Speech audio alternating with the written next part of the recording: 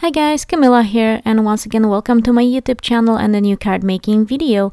Today I will be creating a big shaker card.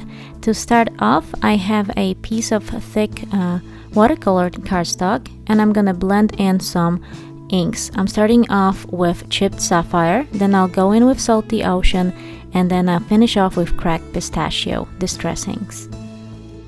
And I think this one is gonna be again a great masculine card. And because this is a watercolor cardstock, it is very easy to blend the inks. It goes on like a butter. But also because of the texture of the watercolor cardstock, it is best if you use a piece of scratch paper like I am using right here, because as you can see, you can leave your fingerprints on your blended panel. So this is the blended panel finished now. It looks really nice and smooth. I'm gonna leave it out to dry for a little bit. And now I'm gonna use some perfect pearls with water, sprinkle them on top and create some droplets. And then I'm gonna take some kitchen towel and take off the excess so that you can see all those beautiful droplets. They will react with distress ink and take off the color. And because I wanted a little bit of a shine, like a shimmer shine from Perfect Pearls, I mixed those into my water. And I am using just a paintbrush to create my droplets, and the bigger paintbrush, the bigger droplets you create. I'm using the size 6. Next, I took some memory box cross-stitched frame dies, and I die cut the middle of my panel, and that's where the shaker will go. So I have a nice frame. And I'm going to use both panels of the blended ink. I'm going to use this one at the bottom. I'm going to adhere it later, but first I'm going to stamp my sentiment and additional elements. So first I'm going to use some My Favorite Things inks to stamp out those this little splash from Close to My Heart stamp set. I'm going to stamp it in colors matching my card base and card front panel.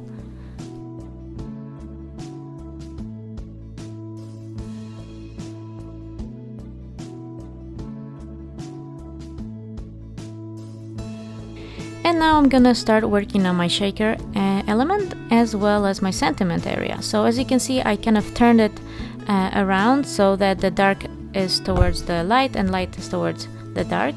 And now I'm gonna add some acetate. I'm using double-sided tape. I'm gonna adhere that. It's a nice big front panel for the shaker, so it's pretty easy. And so that's done, and now I'm gonna work on my sentiment. I'm using this W+9 stamp set Happy Wishes. I'm gonna stamp out this big bold sentiment using Versamark ink. I'm using my embossing body to remove all the static, and then Versamark ink, and stamp on this beautiful sentiment in the middle. And then I'm gonna also use Avery Elle stamp set Cake and Candles to stamp out some cute little stars. I'm heat embossing it using Wow Opaque White Embossing Powder. And now, as you can see, I'm gonna use these cool little stars all around my main sentiment to add a little bit of interest.